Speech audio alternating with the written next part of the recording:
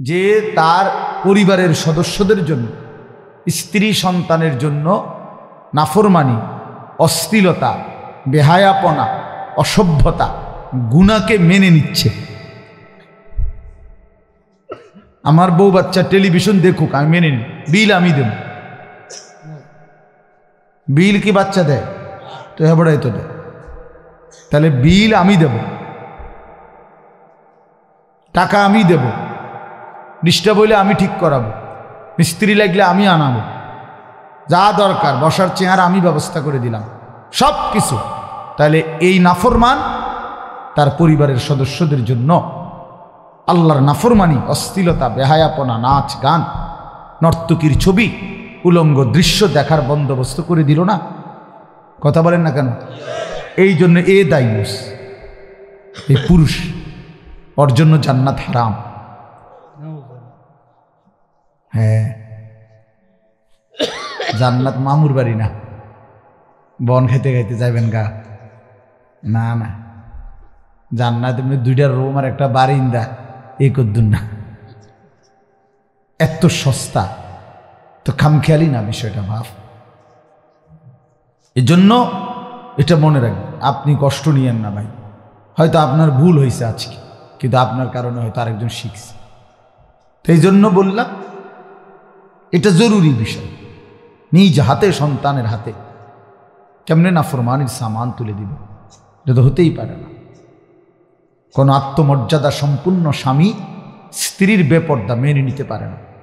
এর জন্য একদম সাফ কথা মনে রাখবে, যার মেয়ে, যার স্ত্রী বেপর্দা, ওই পুরুষ বেগায়রত, তার আত্মসম্মান নেই, আত্মমর্যাদা, প্রেস্টিজ যেটা, এটা নাই মূলত। হ্যাঁ, এটা এক ধরনের ফ্যালাস্টিক, এক ধরনের ফ্যালাস্টিক মার্কা মানুষ। এই যার ওই বাবারও আত্মমর্যাদা নাই, যার মেয়ে বেপর্দা, যার স্ত্রী বেপর্দা, ওই পুরুষ, ওই স্বামী বেগায়রত, তার আত্মসম্মান নাই, আত্মমর্যাদা নাই। এবার প্রমাণ বলি, হাদিস বলি। রাসূলুল্লাহ সাল্লাল্লাহু আলাইহি সাল্লামের সাহাবী হযরত সাদ ইবনে মুআজ রাদিয়াল্লাহু তাআলা আনহু, সাদ ওনার নাম, ওই যে ভাই বয়ান করলো সাদ। তো এই সাহাবী একদিন নবীজিকে বললেন, ইয়া রাসূলুল্লাহ সাল্লাল্লাহু আলাইহি ওয়াসাল্লাম, আমি যদি কখনো দেখি 1 মিনিটের জন্য আমার স্ত্রী কোনো ভিন পুরুষের সাথে কথা বলতেছে, তো উনি বলছে, আল্লাহর কসম রাসূল, আমি আমার তরবারিটা বের করে একটা কোপে তার গর্দান আলাদা করে ফেলব। তো উপস্থিত সাহাবী যারা এই কথাটা শুনছে, ওনারা তখন জোরে আওয়াজ করে বলে উঠছে, আল্লাহু আকবার।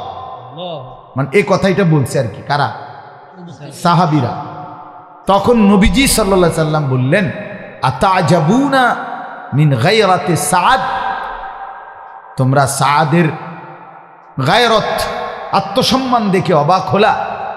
আল্লাহি আনা আগিয়ারু মিন, আল্লাহর কসম আমি রাসূল তার চাইতে বেশি গায়রতওয়ালা, আমি এর চাইতে বেশি আত্মসম্মানওয়ালা। ওয়াল্লাহু আগিয়ারু মিন্নি, আর আল্লাহ আমার চাইতে বেশি গায়রত। তার মানে এই স্ত্রীর বেপরদিগি থেকে তাকে ফিরিয়ে রাখা, এটা গায়রত, এটা আত্মসম্মান। আর এটা না থাকা, এই লোক বেগায়রত। এটা এক ধরনের প্লাস্টিক মার্কা ব্যাডুইথ, আসেও না, কান্দেও না, পার করো না রে জিন্দিগি বেড়ি লইয়া ফিরে, তখন কোনো রকম মানুষও দেখুক, আমিও দেখুক, মিলা জিল্লা জেদ্দুর হয়।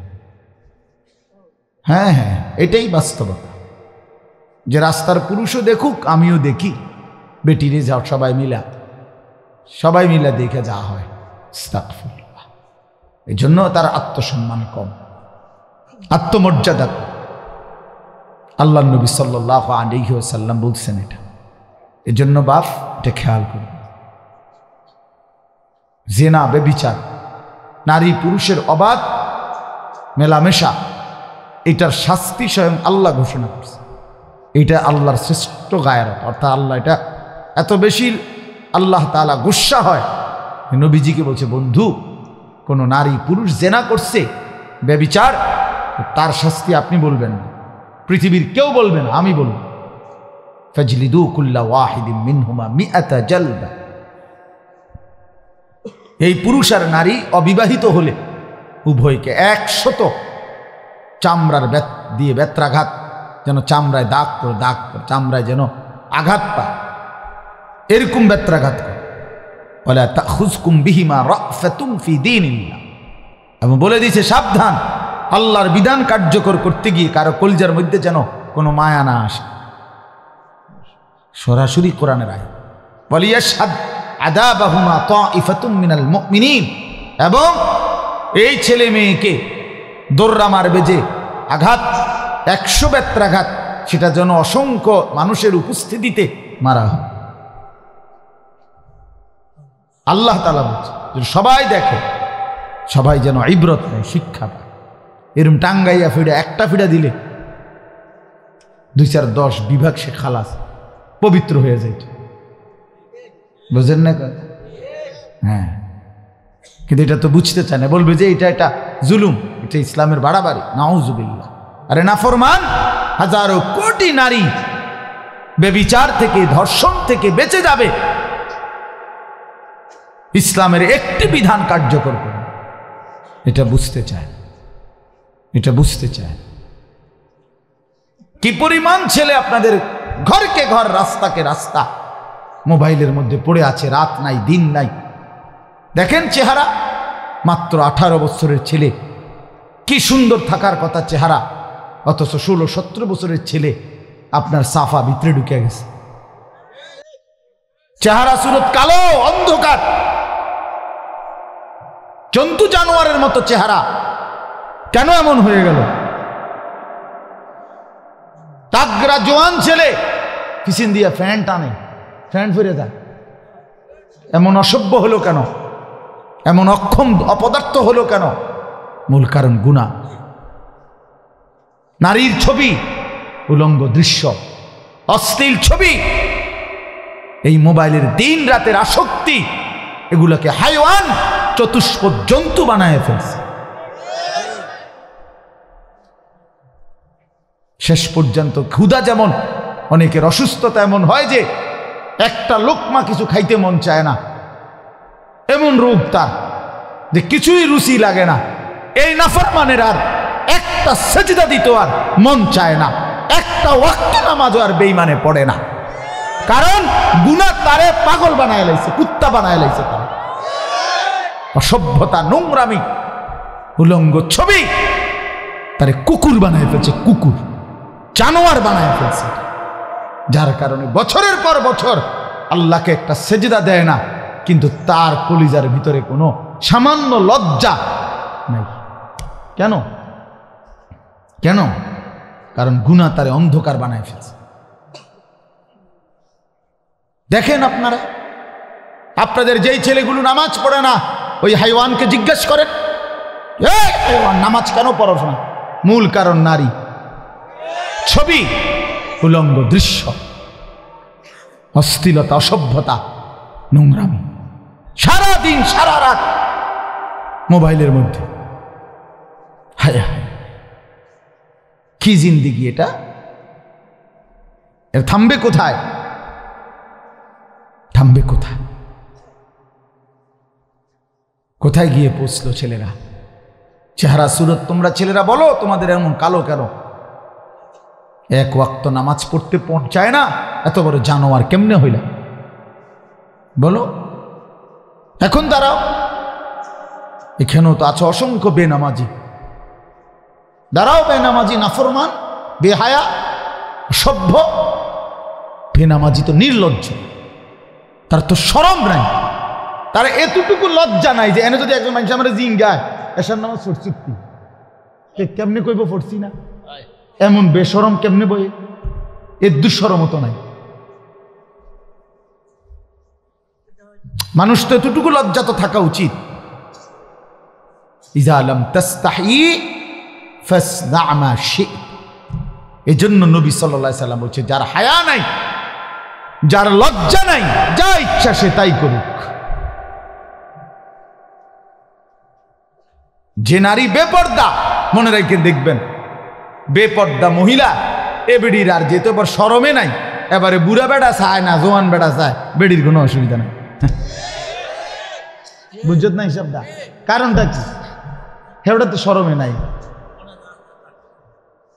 বেড়ির তোর শরমে নাই। এবার বুড়ে চাইলে কি আর জোয়ানে চাইলে কি? ফাসনা মা শি'তা। আল্লাহর নবী সাল্লাল্লাহু আলাইহি ওয়াসাল্লাম বলছে যা মন চায় তাই কর।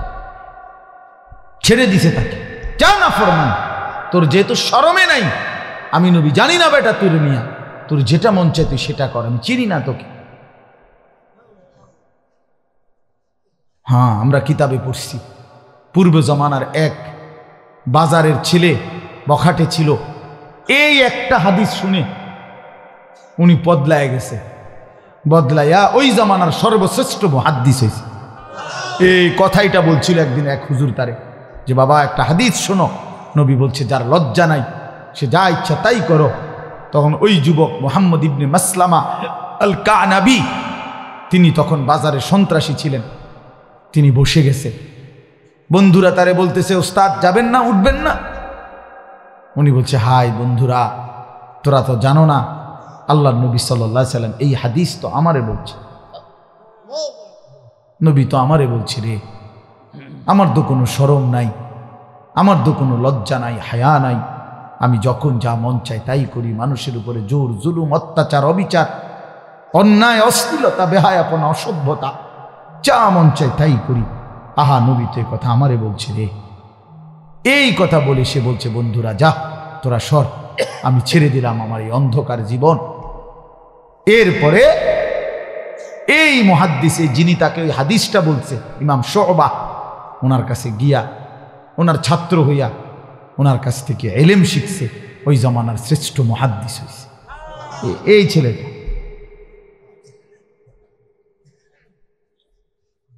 এতগুলো ছেলে তোমরা বসছো, তোমাদেরকে বলি বাবা, কথার প্রসঙ্গ দেখা বললাম, কেন চরিত্রহীন হইলা? এক ওয়াক্ত নামাজে পড়তে মন চায় না, তুমি মানুষের বাচ্চা, তুমি মানুষের বাচ্চা, তুমি মুসলমানের বাচ্চা। মানুষ এত বড় হাইওয়ান কিভাবে হয় বেটা? কোন লজ্জায় লেখছো তোমার ধর্ম ইসলাম? বেশরম, শরম লাগে না? সারাদিন ইহুদি খ্রিস্টান হিন্দু বৌদ্ধ কাফের মুশরিকের বানানো সব কিছু তোমার পছন্দ হয়, তুমি মুসলমান কিসের বাবা? কেমনে তুমি পরিচয় দিবা মুসলমান? কিভাবে বলবা বলো ভাই? আল্লাহ তাআলা আমাদেরকে বুঝ দান করেন, এটা আমাদের জিন্দিগি। এই আমাদের চিল্লা চিল্লি বাবা বুঝতে শেখো। বাবাদেরকেও বলি, আপনাদেরকেও বলি, বয়স্ক বাবারাও আপনারাও জিন্দিগির কদর করেন বাবা, জীবনের কদর করেন। 60 বছরও যদি গুনাহ না ছাড়েন কখন ছাড়বেন বাপ? 70 বছরও যদি বিড়ি সিগারেট খান ছেড়ে দিবেন কখন? 50 বছর বয়সেও যদি কথায় কথায় গালি দেন তো ছেড়ে দিবেন কখন? 60 বছর বয়সেও যদি চা দোকানে টেলিভিশন দেখেন তো ছেড়ে দিবেন কখন বাবা? আখিরাত মনে পড়বে কোন দিন? আলহাকুমুত তাকাসুর হাত্তা জুরতুমুল মাকাবির। আল্লাহ বলে হায় বান্দা, দুনিয়ার লোভে পড়ে তুমি তো আখিরাতকে একদম ভুলে গেলা। এরই মধ্যে মনে রেখো একদিন কবরেই পৌঁছে গেলা। হাত্তা জুরতুমুল মাকাবির, দেখতে দেখতে দেখবে একদিন কবরেই পৌঁছে গেলা। কাল্লা সাউফা তা'লামুন, আল্লাহ বলে সাবধান বান্দা, কবরে আসলেই আমি আল্লাহ তোমারে বুঝায় দেব আমার নাফরমানির শাস্তি কি।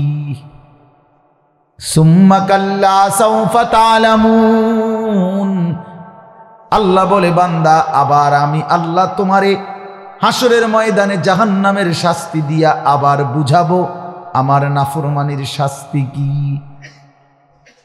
একবার বেঈমান তোমারে শাস্তি দেব কবরে, আর একবার দেব জাহান্নামে, সেদিন বুঝবা। আর অন্য সূরার মধ্যে বলছে আউলা লাকা ফাআউলা সুম্মা আউলা লাকা ফাআউলা, চারবার বলছে আল্লাহ নাফরমান তোর জন্য আযাব, তোর জন্য আযাব, তোর জন্য আযাব, তোর জন্য আযাব। তাফসীরে লিখছে চারবার কেন বললেন?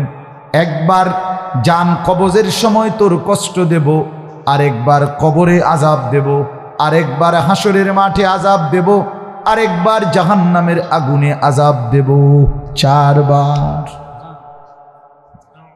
আউলা লাকা ফাআউলা সুম্মা আউলা লাকা ফাআউলা ইন্না আ'তাদনা লিল কাফিরিনা সালাসিলা ওয়া আগলালান ওয়া সাঈরা। আল্লাহ বলে সমস্ত নাফরমান পাপী বেঈমানের জন্য আমি রেখে দিয়েছি আগুনের শিকল, আগুনের বেড়ি আর জাহান্নামের জ্বলন্ত আগুন। আল্লাহ কোরআনে বলেন ওয়া আম্মা মান খাফফাত মাওয়াজিনুহু ফাউম্মুহু হাবিয়া ওয়া মা আদরাকা মা হিয়া নারুন হামিয়া। হাসরের ময়দানে মিজানের পাল্লায় আমলনামা যার গুনার পাল্লা ভারী হবে, নেকির পাল্লা হালকা হবে। ফাউম্মুহু হাবিয়া, তার ঠিকানা জাহান্নামের নিকৃষ্ট জাহান্নাম। হাবিয়া এটা একটা জাহান্নামের নাম। হাবিয়া নামক জাহান্নামে তাকে ফেলা হবে। ওমা আদরাকা মা হিয়া, নবীকে সরাসরি আল্লাহ বলে বন্ধু আপনি কি জানেন ওই হাবিয়া জাহান্নাম কতটা ভয়ানক? নারুন হামিয়া, ওইটা খুব বেশি জ্বলন্ত আগুন বন্ধু। আমার বান্দাদেরকে বইলেন। এরপরে শুনেন তাফসীরে আছে, আমি নিজে পড়ছি তাফসীরে কুরতুবিতে এই আয়াতের তাফসীরে নারুন হামিয়া, এই আয়াতের তাফসীরে নবীজি বুঝাইছে জাহান্নামের সেই আগুন কতটা গরম। নবীজি বলছে উম্মত নারুকুম হাদিহি জুজউম মিন 70 জুজআম মিন নারি জাহান্নাম। দুনিয়ার আগুন জাহান্নামের ওই আগুনের 70 ভাগের 1 ভাগ। এর চাইতে আরো 69 গুণ বেশি গরম জাহান্নামের আগুন। এরপরে শোনো বেটা, এরপরে হাদিসে আছে সাহাবায়ে কেরাম নবীজি যখন এই কথা বলছে যে দুনিয়ার আগুনের হলো জাহান্নামের আগুনের 70 ভাগের 1 ভাগ, এর চাইতে 69 গুণ বেশি আরো তীব্র গরম জাহান্নামের আগুন। আল্লাহর কসম বন্ধু, এই ছেলেরা বাপ শোনো, রাসূলুল্লাহর সাহাবীরা লাফ দিয়ে উঠছে, ফাল মাইরা উঠছে। সাহাবীরা চিৎকার দিয়া বলছে ওয়া ইন্না যালিকা লাকাফিয়া, ইয়া রাসূলুল্লাহ আহা বলেন কি, দুনিয়ার এই আগুনটাই তো জ্বালানোর জন্য যথেষ্ট, ওইটা লাগবে কিন্তু আর। ওয়া ইন্না যালিকা লাকাফিয়া, এটাই তো যথেষ্ট। নবী সাল্লাল্লাহু আলাইহি ওয়াসাল্লাম বলেন তখন হায় তাহলে বলো, এটাই তো জ্বালিয়ে পুড়িয়ে ছাই করে দেয়, পাউডার বানায় ফেলে দুনিয়ার আগুনই তো, ঠিক না? ছাই করে ফেলে। তা এর চাইতে আর 69 গুণ বেশি গরম, সেটা কেমন? কেন আল্লাহর নাফরমানি করছো ভাইয়া? শেষ পর্যন্ত কোথায় গিয়ে থামবা বাবা বলো? এই নাফরমান বলেন কোথায় গিয়ে থামবেন? শেষ পর্যন্ত দিন শেষে বা রাত শেষে কোনো একদিন দেখবেন আপনিও একা আমিও একা। একা না? একদিন কবরেই পৌঁছে যাব। সেদিন চারিদিকে অন্ধকার ছাড়া আর একাকিত্ব ছাড়া আর কিছুই মিলবে না। আল্লাহ নবী সাল্লাল্লাহু আলাইহি ওয়াসাল্লাম বলেন নাফরমানের কবরে একজন ফেরেশতা পাঠানো হবে। ওয়া ইউকাইয়াদু লাহু মালাকুন, এই ফেরেশতার 3টা গুণ, আবকাম আসাম্মু আমা, ওই ফেরেশতাটা বোবা, ফেরেশতা কানে শোনে না, ফেরেশতা চোখে দেখে না। এই 3 গুণে গুণান্বিত একজন ফেরেশতা নাফরমান পাপীর কবরে আসবে। নবী সাল্লাল্লাহু আলাইহি সাল্লাম বলছেন বোবা, বধির, অন্ধ।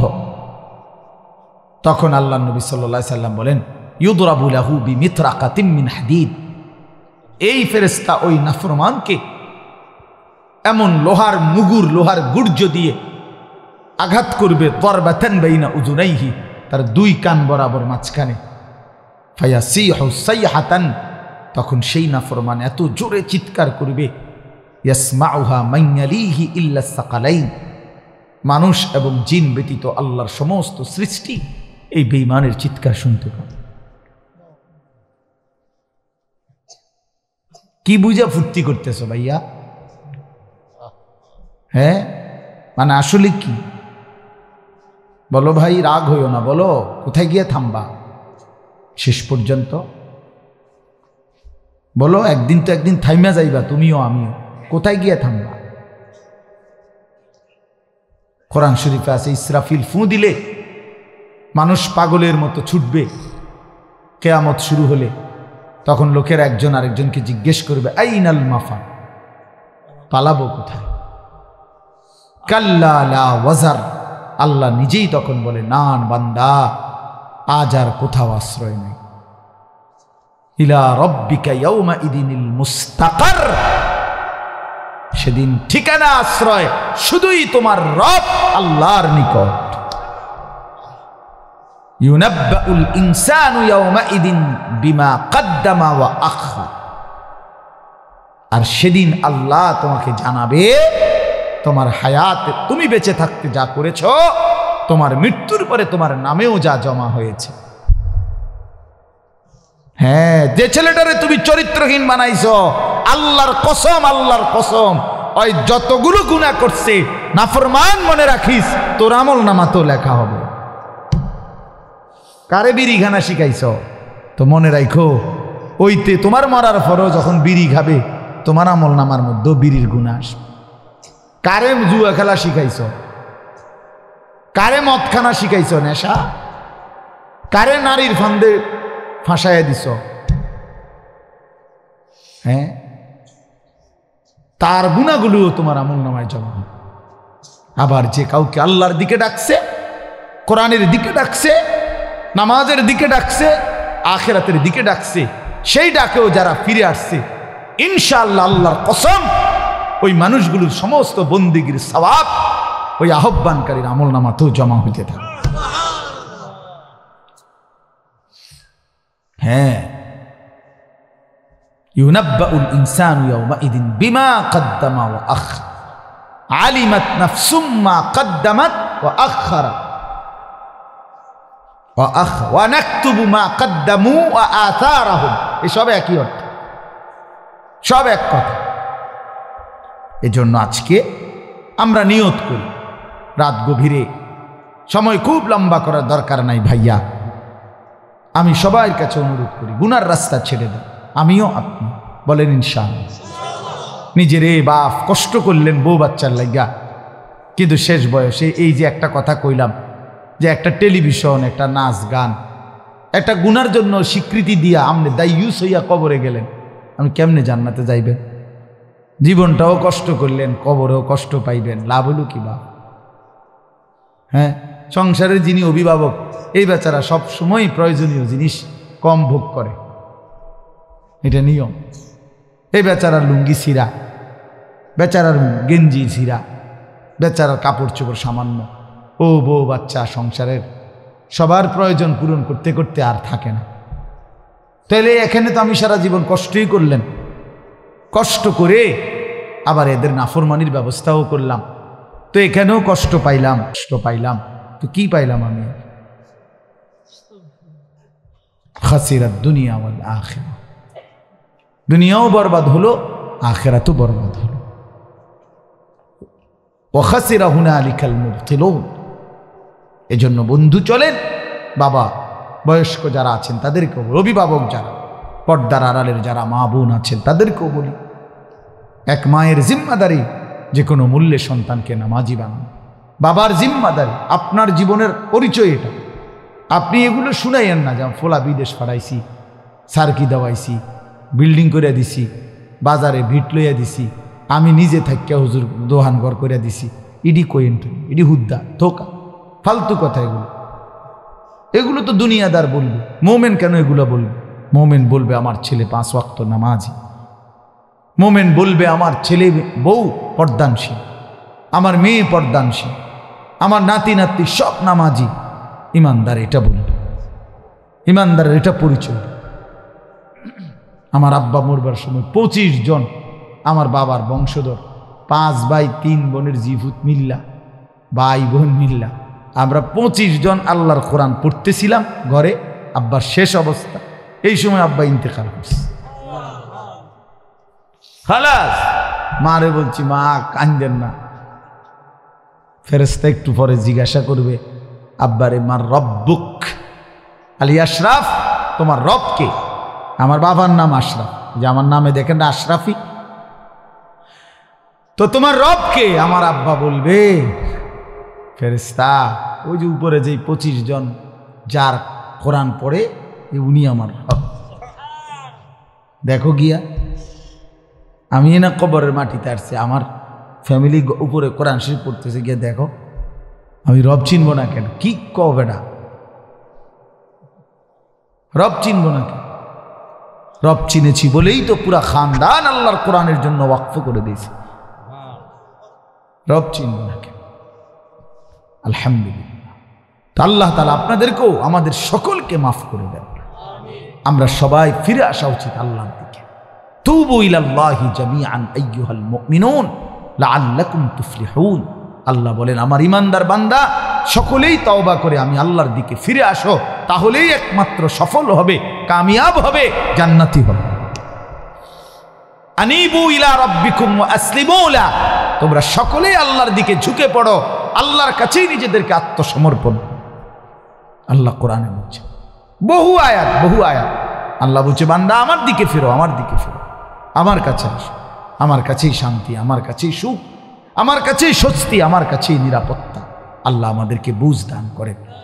কোরআনুল কারীমের 30 নম্বর পারা, 83 নম্বর সূরা, এই সূরার কয়েকটা আয়াত, 5টা আয়াত আমি আপনাদের কাছে তেলাওয়াত করেছি। 22, 23, 24, 25, 26 এই 5টি আয়াত পড়ছি এই মাত্র, এই সামান্য আর একটু এই আয়াতগুলো তরজমা শুনাই, তাইলে ইনশাআল্লাহ আমার কথা শেষ। আল্লাহ আমাদেরকে তৌফিক দান করেন। সূরাটার নাম মুতাফফিফিন, তাতফিফ দুইটাই, তাতফিফ অথবা মুতাফফিফিন এই সূরাটার নাম। 30 নম্বর পারা, 83 নম্বর সূরা। এই সূরাটার অর্থ হইল তাতফিফ বা মুতাফফিফিন, অর্থ হইল ওজনে কম দেওয়া। আরো অর্থ ব্যাপক হলে অর্থ হইল কোনো প্রাপককে তার প্রাপ্য কম দেওয়া। বুঝেন নাই?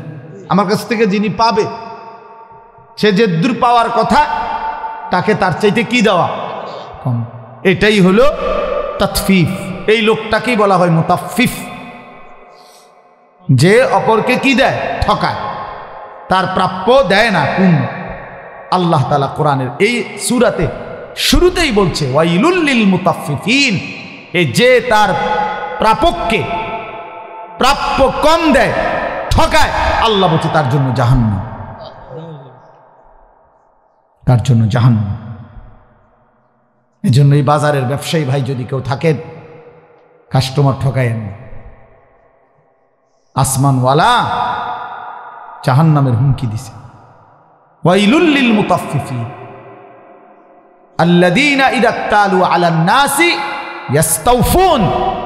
আল্লাহ বলে, কেমন নাফরমান শোনো, যখন নিজে মানুষ থেকে নেয়, কারো কাছ থেকে, তখন পূর্ণ নেয়। ওয়া ইযা কালুহুম আও ওয়াজানুহুম ইউখসিরুন, যখন অন্যকে দেয় তখন কমায়।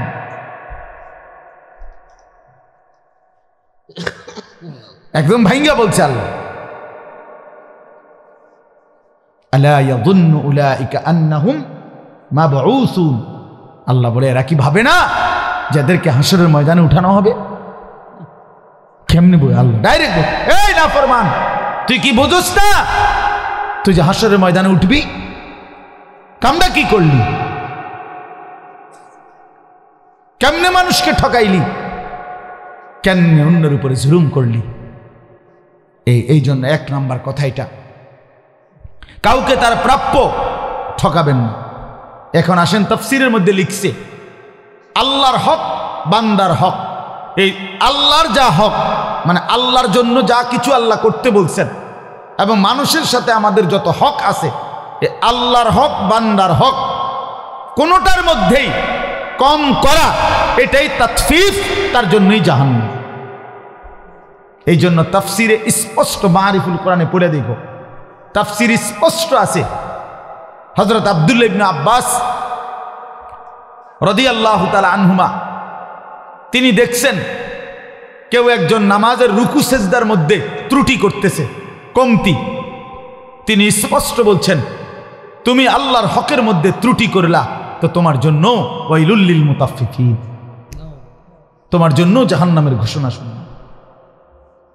এটা আল্লাহর হক নামাজ, এটা যথোপযুক্ত আদায় করতে হবে। দুইটা সেজদা এমনি একটা উঠতে মাথাটা একটু উঠে একটা বাড়ি মারে, ফাজলামি করেন, হ্যাঁ মস্কারি করেন, এটা নামাজ?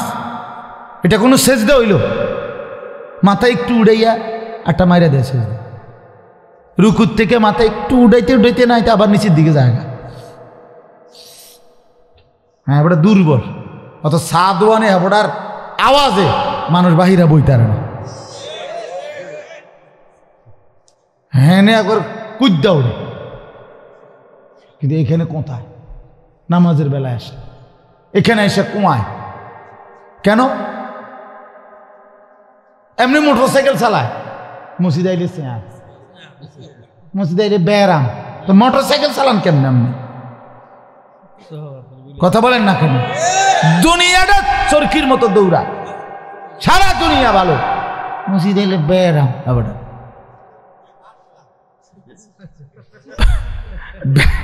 ব্যারাম আমার দর। হ্যাঁ, যে প্রকৃত অসুস্থ, কোন মুফতি সাহেব থেকে ফতোয়া নিছে, তাহলে সে ব্যবহার করুক চেয়ার, কিন্তু কোনো ডাক্তারের মতে না, নিজের মতে না। ডাক্তার সব বলার পরে কোনো মুফতি সাহেবকে বলতে হবে, কোনো উপযুক্ত আলেমকে বলতে হবে যে হুজুর আমার এই হালাত, এই অবস্থায় আমি চেয়ারে বসে নামাজ পড়তে পারবো কিনা। নিজের ফয়সালা নিলে হবে না। ডাক্তার সব ফতোয়া দেওয়ার যোগ্যতা নাই, অধিকার নাই। কথা বুঝছেন কিনা বলেন? কোন ডাক্তার ফতোয়া দেওয়ার অধিকার নাই। ফতোয়া দেওয়ার একমাত্র অধিকার উম্মতের উলামায়ে কেরামের মধ্যে যারা ফুকাহায়ে কেরাম, তারাই ফতোয়া দিবে। উলামায়ে কেরামের হাত থেকে যেই কোনো দ্বীনি জিম্মাদারি অন্যের কাঁধে যদি কেউ নিয়ে নেয়, তো ওই দল, ওই ফেরকা, ওই জাতি, ওই গ্রুপ, ওই মতবাদ, ওই সংগঠন কিছু দূর গেলেই পথ হারা হবে, গোমরা হবে, গোমরাই হবে, গোমরাই হবে। এটাই সত্য, এটাই সত্য। দ্বীনের নামে কোনো কাজ, ইসলামের নামে কোনো কাজ উম্মতের উলামায়ে কেরামের তত্ত্বাবধানেই হইতে হবে। এটা মনে রাখতে হবে। দ্বীনের কাজ ছোট হোক বড় হোক, দাওয়াত হোক তাবলীগ হোক, তালিম হোক জিহাদ হোক, মাসলা মাসাইল হোক, সোজা হিসাব। আজকে দাওয়াত ও তাবলীগের মধ্যে এই অল্প কিছু মানুষ, জেনারেল লাইনের লোক, এরা বিচ্ছিন্ন হয়ে সংখ্যা গরিষ্ঠ সারা পৃথিবীর কোটি কোটি লক্ষ লক্ষ উলামায়ে কেরামের বিরোধিতায় তাবলীগের নামে কিছু ফিতনা ছড়াচ্ছে। বেশি দিন নাই, আপনি দেখবেন না, বেশি দিন পরে নাই, এই ফডর ফডর পণ্ডিতি এগুলো থাকবে না, আসলেই থাকবে না, আসলেই থাকবে। 1450 বছরের ইতিহাসে উম্মতের সংখ্যাগরিষ্ঠ উলামায়ে কেরামের বিরোধিতা করে কোন ফেরকা, কোন মতবাদ পৃথিবীতে ইসলামের নামে প্রতিষ্ঠিত হয়ে টিকে থাকতে পারে নাই, পারে নাই, পারবেও না। এই 7 গ্রুপও থাকবে না। এগুলো এতাতি নাকি জাত গ্রুপ কয়, কিচ্ছু না এগুলা, গণা তো ধরার কোনো বিষয় না, এগুলা কোনো গণার কোনো বিষয় না। এগুলো দুই তিন দিন একটা সময় দেখবেন যে হারায় গেছে কোনখানে, এগুলো পাত্তাও নাই। উলামায়ে কেরাম, আল্লাহ তাআলা কুরআনুল কারীমের মধ্যে বলছে ওয়াজাআকুমুন নাযীর। আল্লাহ তাআলা প্রত্যেক জামানায় সুম্মা আওরাসনাল কিতাব, আল্লাযীনা ইসতাফাইনা মিন ইবাদিনা, আমি আমার কোরআনের জন্য প্রত্যেক জামানায় আমি আমার মনোনীত বান্দা উত্তরাধিকার হিসাবে আল্লাহ বলেন আমি বানাইতেই থাকবো। আল্লাহ বলছে আমি কোরআনের ওয়ারিস বানাবো, আর নবী ওয়ারিস বলছে আল উলামাউ ওয়ারাসাতুল আমবিয়া। তাহলে এই কথার দ্বারা বোঝা যায় আল্লাহ তাআলা বুঝাইছেন প্রত্যেক যুগে যুগে উম্মতের দিক নির্দেশনা দেওয়ার জন্য উত্তরাধিকার উলামায়ে কেরাম আমি আল্লাহই বানাইতে থাকব। বলেন আলহামদুলিল্লাহ। এজন্য বাপ এটা মনে রাখা। তাইলে আপনাদের কাছে অনুরোধ, আল্লাহর হক বান্দার হক, কোনো কিছুতেই কমতি না করেন। নামাজ সুন্দর করেন, কোরআন শরীফ সুন্দর করেন, রুকু সেজদা সুন্দর করেন, তসবিহ তাহলিল সুন্দর করেন, শুদ্ধ করেন। 100 দানার তসবিদে ফইরালান 1 মিনিটে, কি তাই? এটা কি মেশিন? মেশিনটা কি তাই? হ্যাঁ,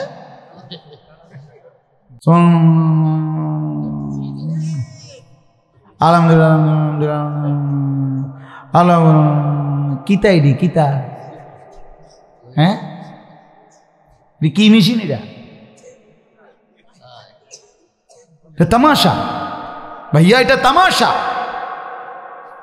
তসবিহ পড়তে হবে রাসূলুল্লাহ সাল্লাল্লাহু আলাইহি সাল্লামের সুন্নাত মোতাবেক। আর নবীজি প্রত্যেক তসবিহ আলাদা আলাদা পড়তেন, এক নিঃশ্বাসে পড়তেন।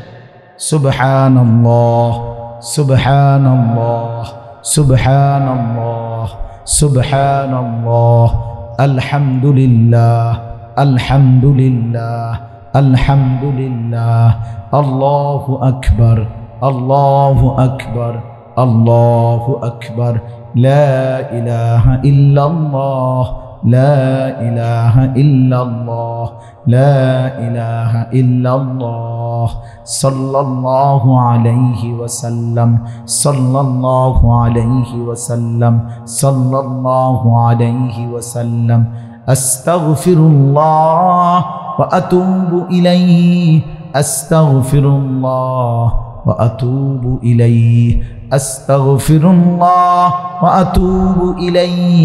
পড়েন তো সুবহানাল্লাহ আলহামদুলিল্লাহ আল্লাহু আকবার, লা ইলাহা ইল্লাল্লাহ সাল্লাল্লাহু আলাইহি ওয়াসাল্লাম, আস্তাগফিরুল্লাহ ওয়া আতুবু ইলাইহি, সুবহানাল্লাহ আলহামদুলিল্লাহ আল্লাহু আকবার, লা ইলাহা ইল্লাল্লাহ সাল্লাল্লাহু আলাইহি ওয়াসাল্লাম, আস্তাগফিরুল্লাহ ওয়া আতুবু ইলাইহি। আচ্ছা, এখন যা আমরা পড়লাম, যেই নাফরমানগুলো পড়ে নাই, মনে রাখবেন এগুলা বোবা।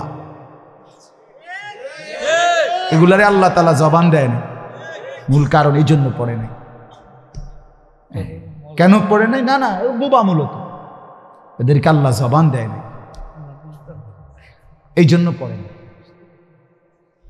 এরা মূলত বোবা, এদের বদনসিব, এরা এদের মালিকের নাম নিতে পারে না। কি পরিমাণ অভিশপ্ত, কি পরিমাণ লানত, চিন্তা করছে। তার মালিকের নামও তার মুখ দিয়া পায় না।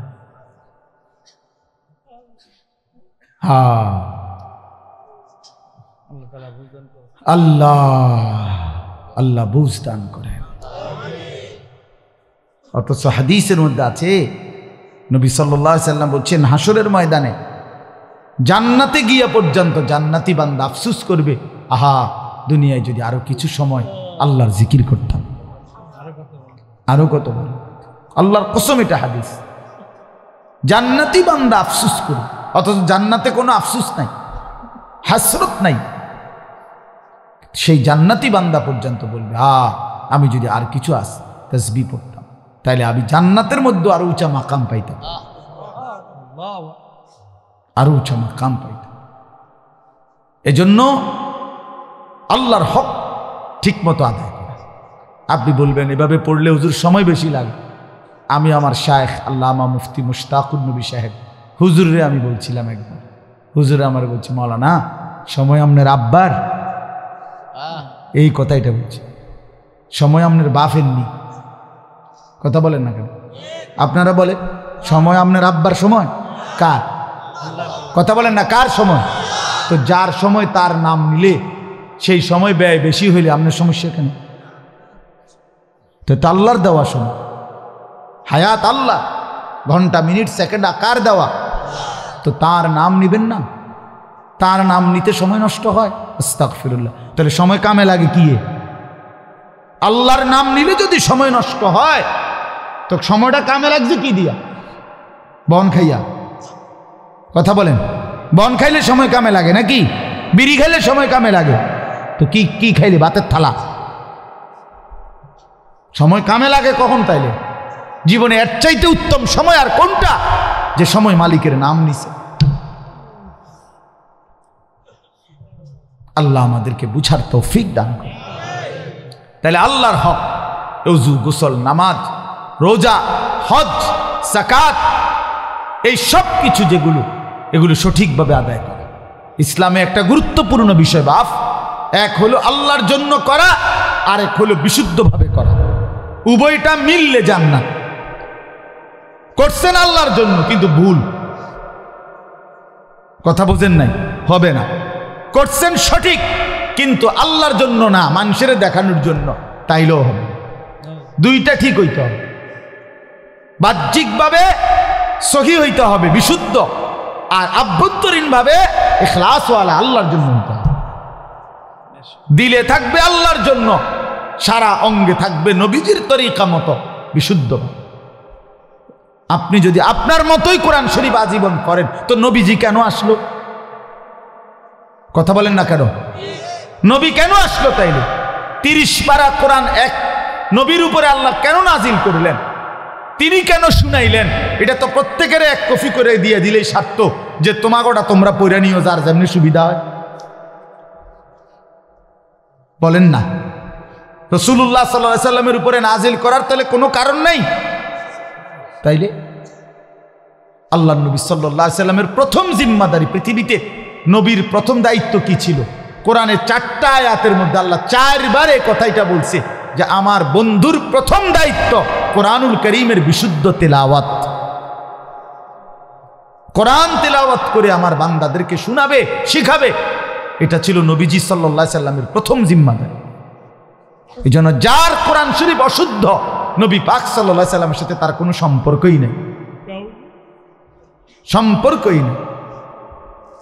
হ্যাঁ হ্যাঁ, এটা সাফ বললাম। ওরা অশুদ্ধ ব্যক্তি, কোরআন শরীফ অশুদ্ধ, যার আপনার কিসের সম্পর্ক নবীজির সাথে? তার 23 বছরের, আচ্ছা নবী সাল্লাল্লাহু আলাইহি সাল্লামের 23 বছর নবুয়তের জীবন কয় বছর? কোরআন ছাড়া কোন দিন ছিল বলেন ভাই?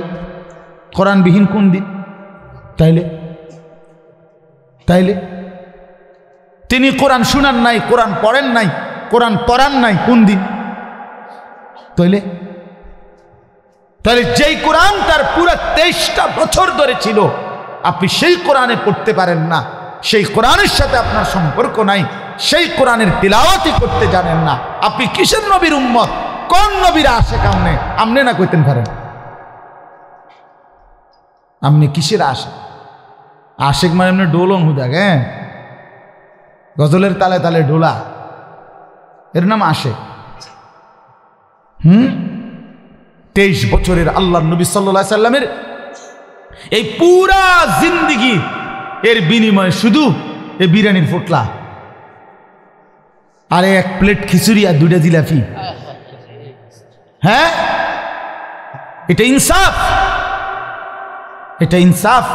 এই পরিমাণ তায়েফে পাথর ঝরাইলেন যিনি, পাথরের আঘাতে সারাটা শরীর যিনি রক্তাক্ত করলেন, পায়ের জুতা মোবারক পায়ের তালুর সাথে লাইগা গেছে জমাট রক্তে। আল্লাহর নবী সাল্লাল্লাহু আলাইহি সাল্লাম পেটের ক্ষুধায়, পেটের মধ্যে কষ্টে পেটে পাথর বাঁধছেন, দান দান শহীদ করা রক্ত ঝরিয়ে উহুদের ময়দানে বেহুশ হয়ে ঘন্টার পর ঘন্টা পড়েছিলেন। ঘরের চুলায় 3 মাস আগুন জ্বলে নাই, রান্না করা খাবার খান নাই 3 মাস টানা। আল্লাহর কসম, হাদিস, যে নবী তায়েফের পাথরের আঘাতে রক্ত ঝরাইলেন, ক্ষুধার কষ্টে পেটে পাথর বাঁধলেন, সারা রাত উম্মতের জন্য। আম্মা জান আয়েশা বলছে দিনের পর দিন আমি দেখছি নবী সারা রাত উম্মতের জন্য এশার পরে দাঁড়াইতেন, ফজরের আজান পর্যন্ত চোখের পানি ফেলে কাঁদতেন আর দোয়া করতেন। এত চোখের পানি, এত রক্ত, এত ক্ষুধার কষ্ট বিনিময়ে এক প্লেট খিচুড়ি না। এই ছিল নবীজির এই 23 বছর। এর বিনিময়ে আমরা এই দিলাম। আমগো দোকানে পাঠে, আমগো ঘরে মাঝে মধ্যে দুই একটা অনুষ্ঠান, এই 20 মিনিট 30 মিনিটের একটা অনুষ্ঠান আর সামান্য একটু খানা দানা, এই খালাস। রাসূলুল্লাহ সাল্লাল্লাহু আলাইহি ওয়াসাল্লাম ইনসাফ করেন ভাই, ধাক্কাধাক্কি না, ধাক্কাধাক্কি না। আল্লাহর কসম আমি ধাক্কাধাক্কির মানুষ না, আমি পছন্দও করি না, আমি কারো অকল্যাণ চাই না। কিন্তু আমার বুঝানোর বিষয়টা হলো এত বড় মহান নবী, এত বড় শ্রেষ্ঠতম রাসূল, হোসনে ইউসুফ দামে আইসা ইয়াদে বাইদাদারি আচে খুব আহমা দারান তু তনহা দারি। আল্লামা ইকবাল বলছে, ও নবী মুহাম্মদ, 1.25 লক্ষ আম্বিয়ার যত গুণ আছে আপনার মাঝে যদি তালাশ করি, একা বন্ধু সব আপনার মাঝে খুঁজে পাই। এত বড় রাসূল তিনি, 1.25 লক্ষ নবীর সমস্ত সিফাত আল্লাহ তাআলা যার মধ্যে দিয়েছেন। ও খালিকিয়ত মে বেমিসাল, ইয়ে হুসন সুরত মে বেমিসাল। আল্লাহ যেমন সৃষ্টিকর্তা হিসাবে তুলনাহীন, এই মুহাম্মদ সাল্লাল্লাহু আলাইহি সাল্লাম সৌন্দর্য এবং গুণাবলীতে তুলনাহীন। ইনি সৌন্দর্য অসাধারণ, আভ্যন্তরীণ গুণাবলীতেও অসাধারণ। এত বড় দামি রাসূল, এত বড় শ্রেষ্ঠ নিয়ামত আল্লাহ আমাদেরকে দিয়েছেন। এই বিনিময়ে নবী সাল্লাল্লাহু আলাইহি সাল্লামের প্রতি আমাদের এটুকু জিম্মাদারি। বলেন বাবা, এটা ইনসাফ? এটা ইনসাফ? মাথার চুল থেকে পায়ের নখ পর্যন্ত সুন্নাতের কোনো নমুনা নাই। ঘরের সামনের রুম থেকে ভিতরের রুম পর্যন্ত সুন্নাতের কোনো নমুনা নাই। জিন্দেগির কোনো জায়গা কোনো দিন সুন্নাতের নমুনাও নাই। খানার আগে কোন দোয়াটা পড়তে হয় কুদুর এটাও কইতে পারে না। হায় হায় মুসলমান, বাথরুমে ঢুকতে দোয়াটা কি এটাও কুদুর কইতে পারে না। মসজিদে ঢুকতে কোন দোয়াটা পড়তে হয় এটাও জানে না। ঘরে ঢুকতে, ঘর থেকে বের হইতে কোন দোয়াটাও পড়তে হয় উম্মত এটাও জানে না। এই এত 40, 50, 60 বছরে একটা দোয়াও পড়তে পারেন না নবীজির শেখানো। আপনি কেমনে দাঁড়াইবেন নবীর সামনে? ওই বাপ বলেন না, কেমনে দাঁড়াইবেন? ওরে বাবা বলেন না, কেমনে দাঁড়াইবেন? যে মুখে বিড়ি সিগারেট, এই দুর্গন্ধওয়ালা মুখ নিয়ে নবীজির সামনে কেমনে দাঁড়াইবেন? বলেন চাচা, আপনি বলেন কেমনে দাঁড়াবেন? আল্লাহর নবী সাল্লাল্লাহু আলাইহি সাল্লাম 1 সেকেন্ডের জন্য দুর্গন্ধ পছন্দ করতেন না। চির সুগন্ধিময় ছিল নবী সাল্লাল্লাহু আলাইহি ওয়াসাল্লাম। 24 ঘন্টা যিনি সুগন্ধিময় ছিলেন, মেশকের ঘ্রাণ বের হতো। আল্লাহর নবী সাল্লাল্লাহু আলাইহি সাল্লাম কখনোই তিনি দুর্গন্ধ পছন্দ করতেন না রে বাপ। ওলামায়ে কেরাম আপনি জিজ্ঞেস করে দেখেন, নবী সাল্লাল্লাহু আলাইহি সাল্লাম বলছে 3টি জিনিস দুনিয়াতে আমার সবচেয়ে প্রিয়, এর মধ্যে 1 নাম্বারটাই হচ্ছে আত্তিব, আতর, সুগন্ধি। কয়টা? কয় নাম্বার? 1 নাম্বার আত্তিব। একদিন জুমার নামাজে সাহাবায়ে কেরাম নবীজির খুতবার সময় সাহাবায়ে কেরামের মধ্যে কারো একজন থেকে ঘামের গন্ধ নবী সাল্লাল্লাহু আলাইহি সাল্লামের নাকে লাগছে। আল্লাহর নবী সাল্লাল্লাহু আলাইহি সাল্লাম বলছে, গুসলুল জুমআতি ওয়াজিবুন আলা কুল্লি মুহতালিম। প্রতিটি প্রাপ্তবয়স্কের জন্য জুমার দিন গোসল করা বাধ্যতামূলক। এত এত গুরুত্ব দিচ্ছেন তিনি। সামান্য নবীজি বলছেন, যে ব্যক্তি পেঁয়াজ রসুন কাঁচা খেয়ে সে যেন আমাদের মসজিদে না আসে, তার এই গন্ধ কষ্ট হয় আমাদের ফেরেশতাদের, ইমানদারদের। সেখানে পেঁয়াজ রসুনের গন্ধ যদি কষ্টকর হয় তো বিড়ি সিগারেটের গন্ধ? হ্যাঁ, কথা বলেন না কেন? আমি তো এই জন্য বলি, পৃথিবীতে ওই মহিলা, ওই স্ত্রী যার স্বামী বিড়ি সিগারেট খায়, এই মহিলার জন্য তার জীবনের সবচেয়ে বড় অভিশাপ তার জামাই ওই বেড়া বিড়ি সিগারেট খায়। কারণ এই বেটি বছরের পর বছর এই দুর্গন্ধ সহ্য করে জীবনটা কাটাইতেছে। এই মহিলার জীবনের অভিশাপ, এটা অভিশপ্ত এই মহিলার জীবনটা। এই বেচারি কষ্ট করতে আছে আজ এতটা বছর এই দুর্গন্ধওয়ালা বেড়ার লগে জীবনটা কাটাইতেছে। এরপরেও যদি কারো শরম হয় তো সে ছেড়ে দাও। আর নইলে না হুজুর আমনে একবারে দরকার হইলে জামা খুইলালাম, হ্যাঁ আমি আমারটা তা আছি তো ঠিক আছে বাবুরে, আর কারে আর কি কন্যান্নি কোন হালাই। এতটুকু বিবেক দিয়া ভাবেন, নাহলে যুক্তি দেন, একজন যুক্তি দেন, এর পক্ষে একটা যুক্তি দেন, এটার কোনো কল্যাণ, এটার কোনো মঙ্গল আপনি বল, আমি মাইনে নেব, আমি শুনবো। একটি লাভ বলেন। আগুন কোরআন শরীফে আছে, কোরআন শরীফ বাইর কর, এক্ষণ বাইর কর। এই যে দেখেন কোরআন শরীফে আছে, তুসকা মিন আইনিন আনিয়া লাইসা লাহুম তাআমুন ইল্লা মিন দারি' লা ইউসমিনু ওয়া লা ইউগনি মিন জু'। আগুনে উত্তপ্ত কাঁটাযুক্ত খাবার জাহান্নামীকে খাওয়ানো হবে, যেটা আগুনের কারণে এর মধ্যে না কোনো পুষ্টি আছে, না কোনো ক্ষুধা নিবারণ আছে। ঠিক বিড়ি সিগারেট এমন, এটার মধ্যে কোনো পুষ্টিকর কিছুও নাই, এটার মধ্যে ক্ষুধা নিবারণেরও কি নাই, কিছু নেই। এটার দ্বারা কি ভোগ যায়, পেটের ভোগ কমে? এটা দ্বারা কি শারীরিক কোনো পুষ্টি কিছু হয়? এটা জাহান্নামীদের খাবার। এই যে কোরআন শরীফে আছে মিয়া, লা ইউসমিনু ওয়া লা ইউগনি মিন জু'। জাহান্নামীকে যে খাবার দেওয়া হবে সেটার মধ্যে কোনো পুষ্টিও নাই, ক্ষুধাও নিবারণ হবে না। আর কি কইতো, কি বাংলা কইতো? আর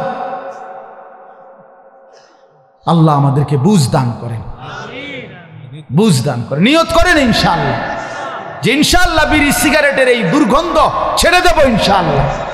দেখেন না বলে এতটি কথা শুনলাম, হুজুর আপনারে মাইক দাও না, আপনি আমগরে এভাবে বেজ্জতি করলেন, আমনে কমপক্ষে একটু ছান, আপনার জিদ ওঠেনি, একটা স্যাত উইটা যদি জিদ উঠে, যা বেটা এতটি কথা শুনলাম, যা খাইলাম না এমন বিড়ি বেটা, আমি তো চাই এর একটা জিদ উঠুক আপনার শরীরটার মধ্যে, ঠিক কিনা বলেন? আপনার শরীরে যদি একটা জিদ উঠে দরকার আমি আর আইতাম না, তো আপনি এইবার ছেড়ে দেন। আপনারা জানেন না আপনাদের এই মাহফিলের জন্য মকবুল ভাই কি পরিমাণ আবদার আমারে করছে বেচারা। আবার যে একটা মাহফিল আমার দিতেই হইব, এই কোন অনুরোধ করে একটা ডেট মিলানো রীতিমতো যুদ্ধের ব্যাপার। আল্লাহ আপনাদেরকে কবুল করে নেন, আমি আপনাদেরকে ভালোবাসি। এর অর্থ হইল আমনগুলো কন্যাকন্যা লাগছি এমন কিছু না বাপ, ঠিক না? আপনারাই বলেন, কোনো কারো অসন্তুষ্টি, আমি তো ঝগড়া না, মাকসাদ বদলানো। কেন ছেড়ে দিবেন না? কেন? আল্লাহ আমাদেরকে বুঝ দান করেন। তো বলেন, বলতেছিলাম আল্লাহর হক, বান্দার হক কম করা যাবে না। বান্দার হক যা আছে তা আপনার কাছে বান্দার যত হক, আপন বোনের সম্পদ, আপন ফুফুর সম্পদ, আপন ভাইয়ের সম্পদ, আপন স্ত্রীর মোহরের সম্পদ, আপনি সব আদায় করে দেন। আটকায় রাইখেন না বা আটকায় রাইখেন না। ওই মানুষ একেবারে নিকৃষ্ট, মানুষের মধ্যে একদম নিকৃষ্ট খারাপ লোক ওই ব্যক্তি যে আপন জনের হক মাইরা খায়। আপন বোনের সম্পদ যে দিছে না, ওই একেবারে বড় বেশি হারাম কর, বেশি অসিব্য বেটা। এটা আপন বোন, আপন ফুফু, আপন ভাই, আপন ভাতিজা, আপন জন, আপন স্ত্রীর মোহর কয়টা টাকা? একটা মহিলার স্ত্রী মোহর 1 কোটি টাকা বেটা। টাকা হইতো না 1.5 লাখ 1 লাখ, এটা দেয় না, কান্দে কান্দে। আমারে চাও না, টিহা চাও, ডাকাত কোথায়? কথা হইল বেটা, বেশরম কোনো কথা এটা? স্ত্রীর মোহর দিয়ে দেন, বেটির মোহর বেটির দিয়ে দেন। ওয়াআতুন নিসাআ সাদুকাতিহিন্না নিহলা, আল্লাহ বলছে তোমরা তোমাদের স্ত্রীদের মোহর ফরজ মনে করে দিয়ে দাও। সামান্য কয়টা টাকা, কেন তার মোহর আটকায় রাখবে? আল্লাহ আমাদেরকে বুঝ দান করে। হ্যাঁ, ভাই বোনের সম্পদ, ভাইয়ের সম্পদ আটকাবেন না। আমি অনুরোধ করছি, এইটুকু রাস্তা ছেড়ে দিলে, 1 বিঘত জায়গা ছেড়ে দিলে আপন ভাই হয়তো রাস্তা হয়ে যাবে। আপন ভাতিজাই তো, আপন ভাতিজাই তো, দেন টুকু ছেড়ে দেন, অসুবিধা। মনে করেন আমনেরে আল্লাহর জন্য ছেড়ে দেন। দুনিয়া আমার খুলনার হজরত গতকালকে আমাদের মাহফিলে যে ছিল, পরে সকালে আবার বয়ান করছে মাদ্রাসা, আমারে বলছে মৌলানা একটা প্রসঙ্গে কথা উঠছে, আর মৌলানা আল্লাহর জন্য দুনিয়া একটু ছেড়ে দিলে কিচ্ছু হয় না, আল্লাহর জন্য দুনিয়া ছোট হইলে কিচ্ছু হয় না। হুজুর এটা বল গতকাল ফজরের পরে নসিহত করছে, আল্লাহর জন্য ছোটই হইলাম। আমরা আলেমুল আমাদেরকে কত সময় কতজন তুচ্ছ তাচ্ছিল্য করে না, তো এই তুচ্ছ তাচ্ছিল্য আল্লাহর জন্য সয়ে নিলাম। একদিন হাসরের ময়দান ইনশাআল্লাহ আল্লাহ তাআলা তার উত্তম বিনিময় ফিরাই দিবেন। এখানে আছে ইন্নাল্লাযীনা আজরামু কানু মিনাল্লাযীনা আমানু ইয়াদহাকুন। আল্লাহ বলে দুনিয়ায় নাফরমান ইমানদারকে দেখে হাসে। ফালিয়াউমাল্লাযীনা আমানু মিনাল কুফফারি ইয়াদহাকুন। আল্লাহ বলে ঠিক তার বদলায় হাসরের ময়দানে ইমানদার নাফরমানকে দেখে হাসবে। কোরআন শরীফের আয়াত, কি জ্বলন্ত আয়াত কোরআন। আজ তোরা হাসবেটা, সেদিন আমরা হাসবো ইনশাআল্লাহ। ইনশাআল্লাহ আল্লাহ আমাদের সবাইকে ইমানদার হওয়ার তৌফিক দান করুন। এই জন্য বোনের হক দিয়া দেন।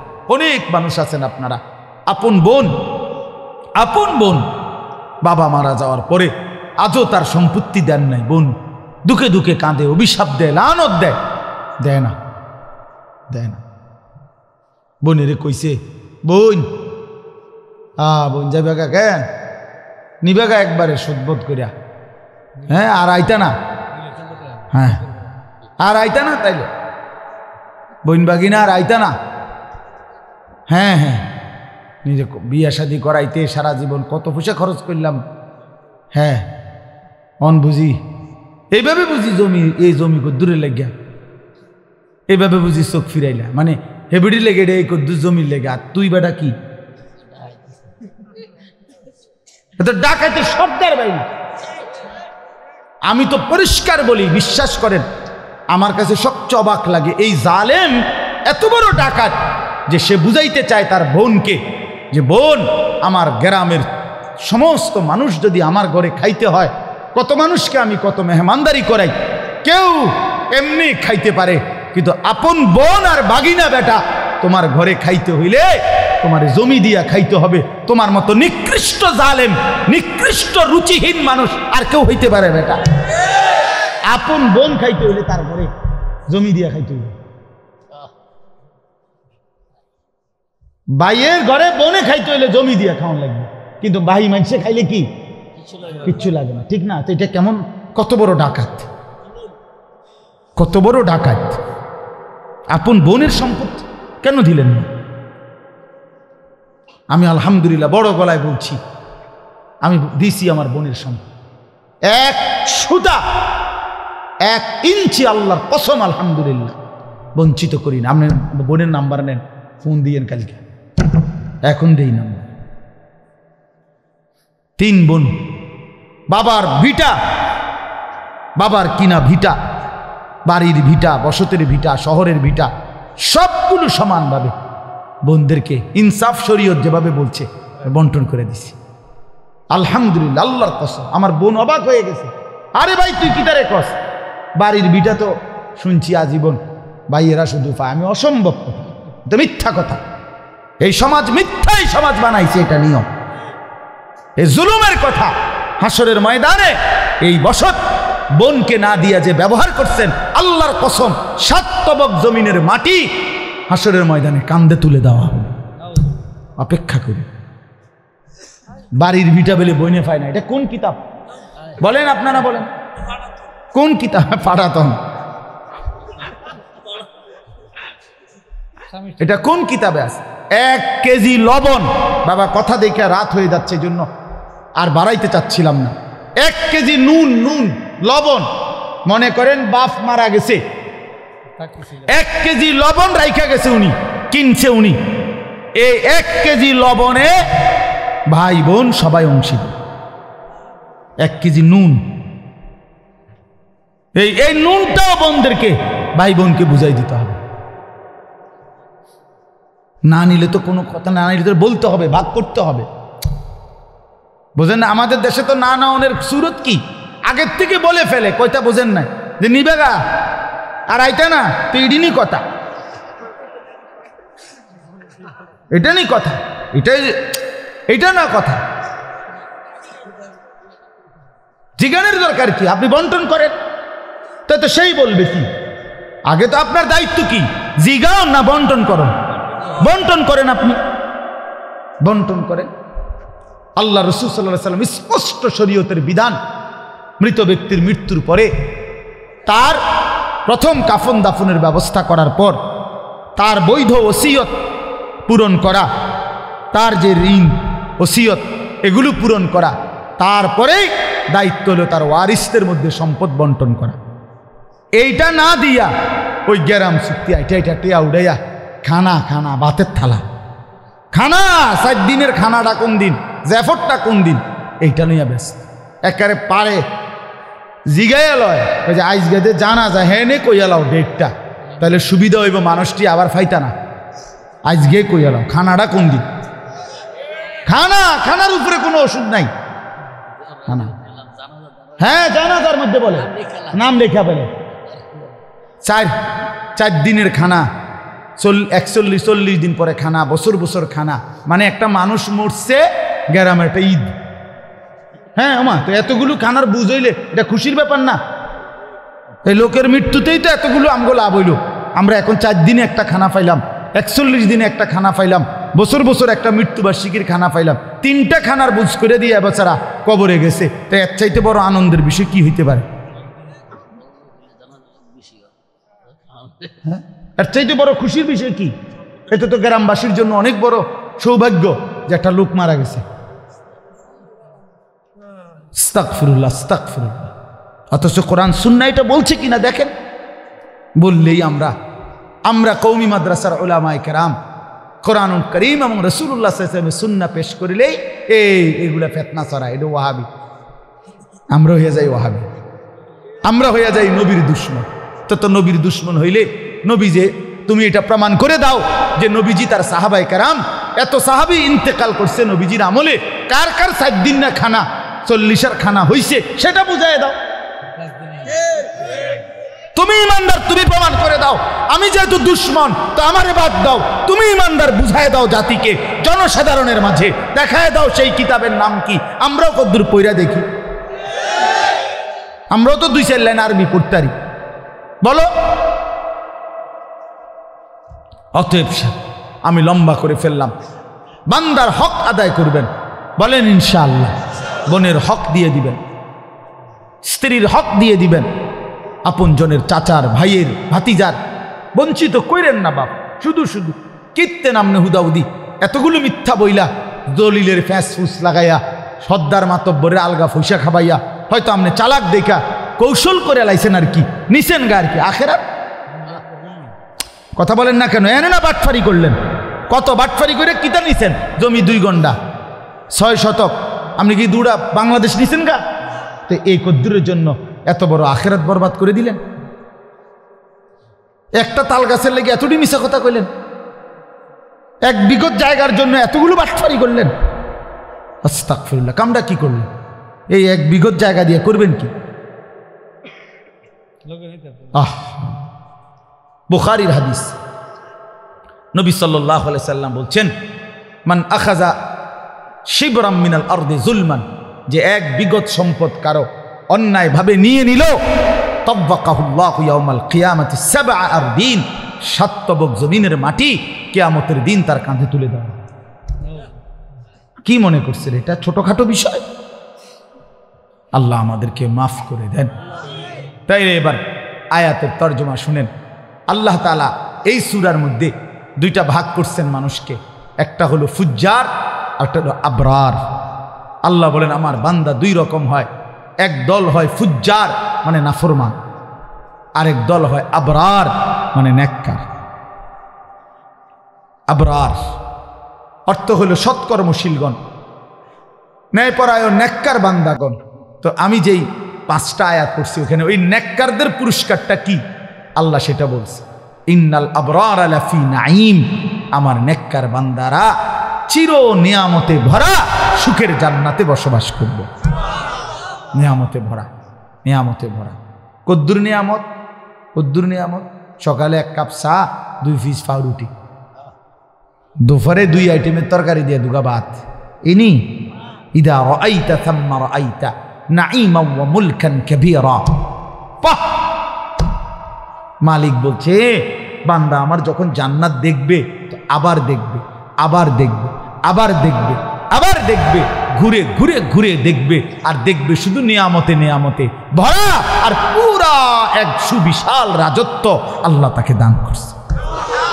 ইদা রাআইতা থাম্মা রাআইতা নাঈমান ওয়া মুলকান কাবীরা।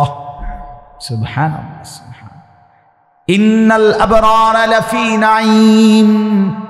আল্লাহ বলেন আমার সেজদাওয়ালা, ঈমানওয়ালা, আমলওয়ালা, বন্দেগীওয়ালা বান্দা নিয়ামতে নিয়ামতে ভরা জান্নাতে থাকবে। আলাল আরাইকি ইয়ানদুরুন। জান্নাতের সিংহাসনে বসে আমার বান্দা দেখতে থাকবে। আলাল আরাইকি ইয়ানদুরুন। জান্নাতের সিংহাসনে বসে আমার বান্দা দেখতে থাকবে। কি দেখবে? তিন জিনিস। কয় জিনিস? ঘুমাও পরে দিন আমার ছাত্র, বুঝছেন, আমার সাথে আইছে, এই জন্য বলছি যে সদবদ যাতে না করে। তো আল্লাহ তাআলা বলেন আমার বান্দা জান্নাতি, জান্নাতে বসে সিংহাসনে, আলাল আরাইক, সিংহাসনের মধ্যে বসে দেখতে থাকবে। কি দেখবে? তিন জিনিস দেখবে। এক নাম্বার, আল্লাহ তাআলা তাকে যে সুবিশাল রাজত্ব জান্নাত দিছে, যে পুরাটা এক নজরে দেখবে, পুরাটা। তাহলে বুঝা গেল এটা 10 হাত বাই 10 হাত। সবচেয়ে ছোট জান্নাত 10 দুনিয়া বরাবর। এই দুনিয়া 10টা সমান করছে কি? এই পুরাটা সে আল্লাহর কুদরতে নিজের জান্নাতের সিংহাসনে বসে একসাথে নিজের রাজত্ব পুরাটা দেখবে। কি পরিমাণ নিয়ামত আল্লাহ তাকে দিছে, সব সে দেখবে, সব দেখবে, সব দেখবে। কেমনে দেখব? এটা কিভাবে দেখবে? আর চলেন দোয়া করি আল্লাহ যেন আমারও জান্নাত দেয়, আপনারও জান্নাত দেয়। তাইলে তো আমিও দেখুম, আপনিও দেখবেন, ঠিক আছে? তখন আপনি আমারে বুঝাই কইন এমনে, আমিও আপনারে বুঝাই কমি এমনে, দেখমু যেমনে, ইনশাআল্লাহ। আল্লাহ কবুল। হতাশ না হই ভাইয়া, দিল তো খুশ হওয়া চাই। আল্লাহ তাআলা তো ইমানদারের জন্যই জান্নাত বানাইছে। আল্লাহ তাআলা না দেওয়ার জন্য বানান নাই, দেওয়ার জন্য বানাইছে। আল্লাহ বলছে আমার একটা বান্দাকে আমি জাহান্নামে ফেলতে চাই না। নব্বি ইবাদি আন্নী আনাল গফুরুর রহিম। আল্লাহ বলছে বন্ধু বলেন না, আমার বান্দাদেরকে বলেন আমি মাওলা বড় বেশি মেহেরবান, দয়ালু, মাফ করে নেওয়ালা। ও যদি গুনাহ ছেড়ে দেয়, তওবা করে আর করবে না ওয়াদা দেয়, লজ্জিত আর অনুতপ্ত হয়ে বান্দা আমার মাফ চাইলে আর করবে না বললে, গুনাহ ছেড়ে দিলে আমি 90 বছরের আসমান পর্যন্ত পৌঁছা গুনাহ এক নিমিষেই মাফ করে দেব।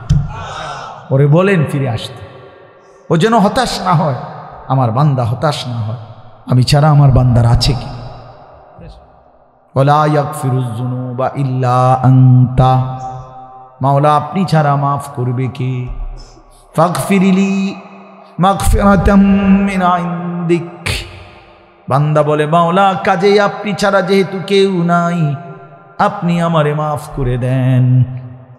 ইন্নাকা আনতাল গফুরুর রহিম। আপনি তো খুব বেশি মেহেরবান, ক্ষমাশীল, দয়াবান। আল্লাহ তখন ডাক দিয়ে বলে বান্দা তাকবীর বললাম আমার জন্য, সানা পড়লাম আমার জন্য, সূরা ফাতিহা পড়লাম আমার জন্য, কেরাত পড়লাম আমার জন্য, রুকু দিলাম আমার জন্য, সেজদা দিলাম আমার জন্য, আত্তাহিয়াতুর আসনে বসলাম আমার জন্য। এত কিছু আমি আল্লাহর জন্য করে আমি যদি তোমারে মাফ না করি বান্দা কেমন হয়? তোরে মাফ করব না তো কাকে করব বান্দা? চল বান্দা আমি আল্লাহ তোকে মাফ করে দিলাম। ওয়াল্লাযীনা ইযা ফাআলু ফাহিশাতান আও যালামু আনফুসাহুম যাকারুল্লাহ ফাস্তাগফিরু লিযুনুবিহিম ওয়া মান ইয়াগফিরুদ যুনুবা ইল্লাল্লাহ।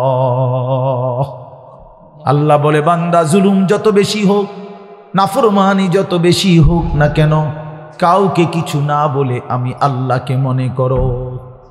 কাকে? রাত গভীরে এক ফোঁটা চোখের পানি ফেলে দাও, পেছনের জিন্দিগির গুনার থেকে মাফ চাও।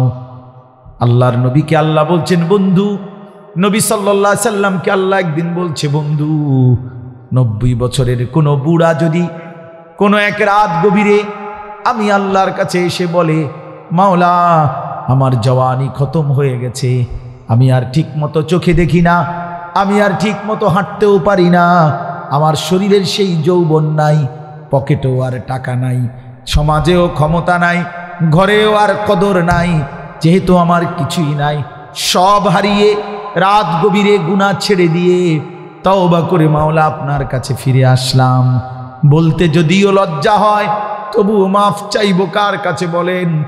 আপনি ছাড়া আছে কে? এমন বলে যদি কোনো বান্দা আল্লাহর কাছে মাফ চায়, আল্লাহ নবীকে বলছে বন্ধু, এমন বৃদ্ধ অসহায় বান্দাকেও আমি আল্লাহ ওয়াদা দিলাম মাফ করে দেব।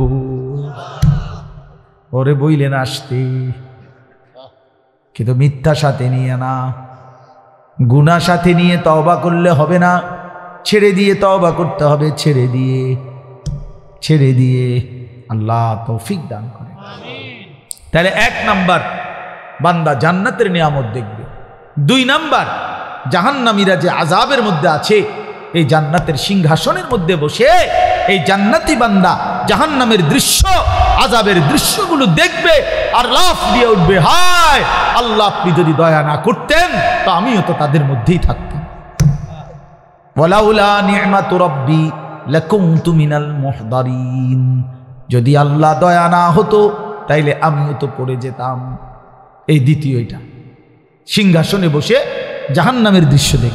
3 নাম্বার, আল্লাহু আকবার, না 3 নাম্বার কইতাম, 3 নাম্বার হলো জান্নাতি বান্দা জান্নাতের সিংহাসনে বসে মহান আল্লাহ পাককে দেখতে থাকবে।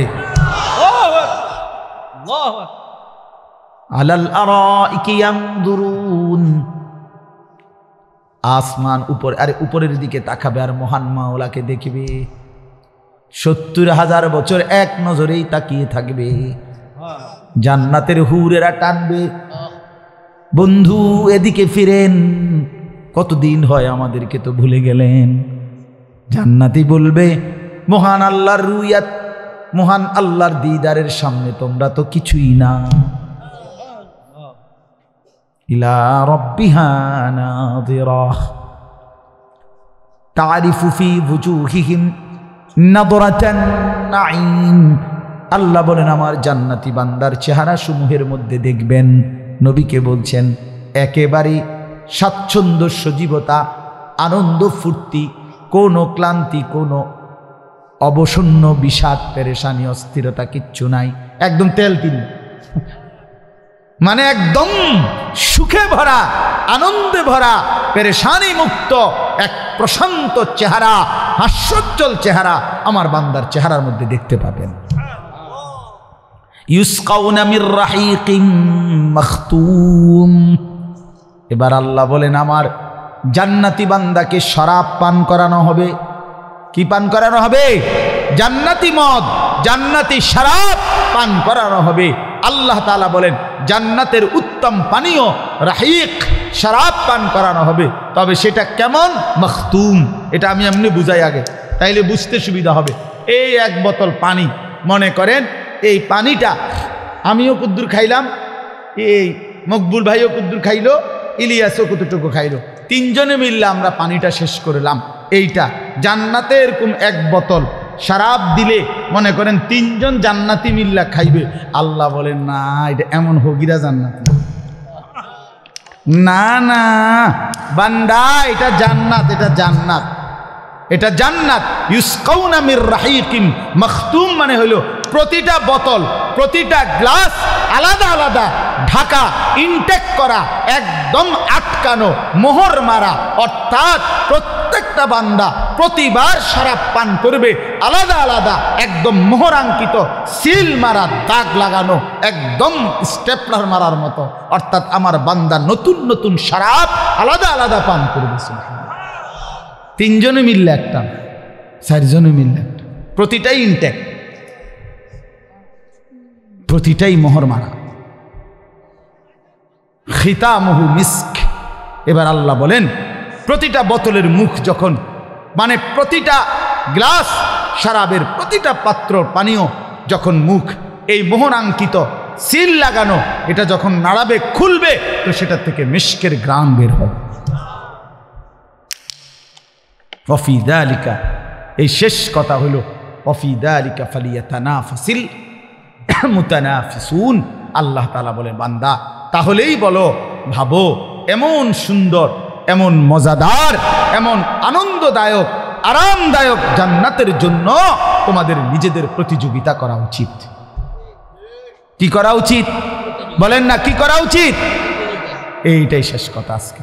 ফালিয়াতানাফাসিল মুতানাফিসুন, কোন কাঙ্ক্ষিত বস্তুর জন্য প্রতিযোগিতা করা। তো আল্লাহ তাআলা বুঝাইছে বান্দা যদি নিজেদের মধ্যে প্রতিযোগিতাই করতে চাও তো জান্নাতের জন্য করো। হুদা একটা সুন্দর কথা মনে রাখেন, আমি বলি শেষ কথাটা, দুনিয়া এমন একটা জিনিস এটা যদি যত কষ্ট করে কারাকারি কইরা প্রতিযোগিতা কইরা যে যত বেশি দুনিয়ায় আগাইলেন তো মনে রাখবেন যিনি ফার্স্ট হইলেন যিনি লাস্ট হইলেন ফার্স্টওয়ালাও থাকবে না লাস্টওয়ালাও থাকবে, তো লাভ হইল। বুঝেন নাই কথাটা? 100 কোটি টাকার মালিক এবারটা তো মাশাআল্লাহ দুনিয়া ভালোই কামাইছে, এবারটা তো কমপক্ষে 200-300 বছর থাকার কথা, উনিও থাকবে না। জীর্ণ কুটিরের ফকির সেও থাকবে, তো লাভ হইল কি? কিত্তামারা তোর এত কামড়াকামড়ি করলাম। আমি অনেক সময় বলি 10 আইটেমের গোস্ত দিয়া খাইতে বসছে, এবারটাও কদ্দুর পরে কয় পেট ভরে গেছে, আর আলুর ভর্তা ডাল নিয়ে খাইতে বসছে, এমিও কদ্দুর পরে কয় পেট ভরে গেছে। তো পেট তো ভরেই গেল, মাকসাদ ছিল পেট ভরা, তো পেটই যেহেতু ভরে গেল তো আর এতটি খাবারের কি দরকার ছিল? কথা বুঝেন না? কাজেই সহজ হিসাব হলো দুনিয়া তো প্রথম যিনি ফার্স্ট হইল প্রতিযোগিতায় দুনিয়ার প্রতিযোগিতায় সেও তো কবরে চলে যাবে, যিনি লাস্ট হইল তিনিও তো কবরে চলে যাবে কিনা বলেন? তো লাভ হইল কি? তাহলে লাভ হইল কি? দুনিয়া তো কোটিপতির জন্য থাকবে না, দুনিয়া তো ফকিরের জন্য থাকবে না। থাকবে কি বলেন? হাসলেও মরে যাবেন, কাঁদলেও মরে যাবেন, সুখে থাকলেও মরে যাবেন, দুঃখে থাকলেও মরে যাবেন। অতএব দয়া করে ভাইয়া, দয়া করে বন্ধু, মেহেরবানি করে চলেন আজকের থেকে আমরা এই আয়াতের শেষ কথা লিমিসলি হাদা ফালিয়ামালিল আমিলুন। আরেক আয়াতে আছে আল্লাহ বলেন অতএব তোমাদের নিজেরা ভীষণ আমল করা উচিত জান্নাতের নিয়ামত অর্জনের জন্য। এখানেও আল্লাহ বলছে প্রতিযোগিতা করা কিসের জন্য বলেন না? কিসের জন্য? প্রতিযোগিতার জন্য, জান্নাতের জন্য। এক সাহাবীকে বদরের যুদ্ধে নবী বলছে আসো জান দাও সাহাবীরা জান্নাত নাও। এক সাহাবীর হাতে 4টা খেজুর ছিল, ওই সাহাবী বলছে ইয়া রাসূলুল্লাহ আমি যদি এখন শহীদ হই আমি কি জান্নাতে যাব? নবীজি বললেন নিশ্চিত জান্নাতে যাইবা, আল্লাহর কসম আমরা কিতাবে পড়ছি। ওই সাহাবী হাতের 4টা খেজুর ক্ষুধার্ত ছিলেন, মাত্র খাইতে নিছিলেন ক্ষুধার্ত। উনি বলছে ইয়া রাসূলুল্লাহ তাহলে 4টা খেজুর খাইতে যেটুকু সময় দেরি হবে জান্নাতে এটুকু দেরিতে কেন যাব? এখনই যাব, এখনই যেতে চাই। এই জন্য 4টা খেজুর আরেকজনের হাতে দিয়া যুদ্ধের ময়দানে ঢুকে গেছে, যুদ্ধ করে শহীদ হয়ে জান্নাতেই চলে গেছে। প্রতিযোগিতা করো কিসের জন্য? জান্নাতের জন্য, জান্নাতের জন্য। দুনিয়া যতই কষ্ট করেন থাকতেন তো না, তো লাভ হইল কি ভাইয়া? মেহনত তো করিলেন কি থাকবেন তো না? প্রিয় ভাই আমার, বন্ধু আমার, ছেলেরা আমার, শেষ কথা তোমাদের কাছে বন্ধু, আখলাক সুন্দর করো, চরিত্রহীন হইও না ভাইয়া। বাবা নামাজ পড়ো, নামাজ পড়ো, বাপ তুমি ভালো মানুষ, তোমার বাবা মুসলমান, তোমার মা মুসলমান, বাপেরে এত বড় বেইজ্জতি করো না, মারে এত বড় বেইজ্জতি। তুমি মায়ের 2 বছর দুধ খাইছো বাপ, তুমি এক পবিত্র মায়ের দুধ খাইছো। এই বাপ নিজের ধর্মরে এত বড় অপমান করো না। এক ওয়াক্ত যাদের নামাজ ছুটে যায় তুমি যেন তোমার রাসূলকে অপমান করো না, তুমি যেন তোমার আল্লাহকে বিদ্রুপ করো। এই মালিক আপনি ফরজ করছেন আমি পড়লাম না, কি হলো? হে নবী আপনি এত গুরুত্ব দিলেন আমি পড়লাম না, তো কাকে বিদ্রুপ করলাম? ভাই আল্লাহকে এভাবে অপমান করতে নাই, রাসূল সাল্লাল্লাহু আলাইহি সাল্লামকে এভাবে লজ্জা দিতে নাই। এজন্য আমরা সবাই ইনশাআল্লাহ নামাজ পড়বো তো ইনশাআল্লাহ।